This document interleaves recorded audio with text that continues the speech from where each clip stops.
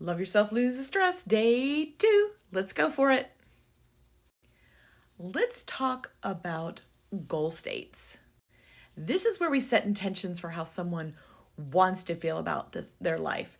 I frequently do this with clients I see that have CPTSD or some kind of trauma, because a lot of times they have lost what they feel is like agency over their life. They feel like their life is a bit out of control. So this really helps with that.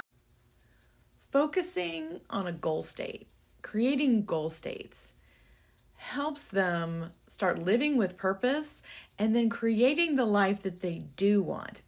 What did I say? The life that they do want. What did we do yesterday? We talked about what we want for our lives. So now that you've written down yesterday what you want to do, what do you want? We're going to start creating a goal state surrounding that do to help bring it to life and to increase the focus on it. So here's an example. Yesterday I was saying something to do with work. So what do I want? I want to feel more competent at work. So the goal state that I'm going to create for myself, and this is the intention that I'm going to set, is I am learning to be confident in my abilities surrounding my role. Now, what you're going to do is you're going to concentrate on the behaviors that you feel would enable your do.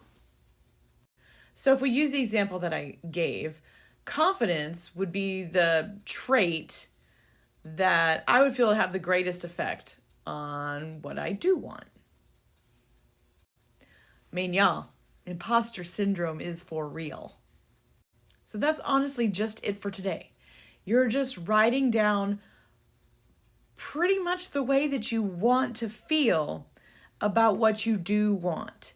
I guess another example would be like, okay, so if I said, what do I want? To be a better parent. Your goal state, your intention would be, I'm learning to have more patience with my child, or whatever that meant for you.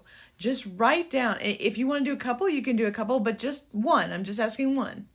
Okay? Write down a goal state that you would have, the way you would feel, what you are learning, what you are doing that surrounds what you want. And that's it. That's all for today. This goes in baby steps.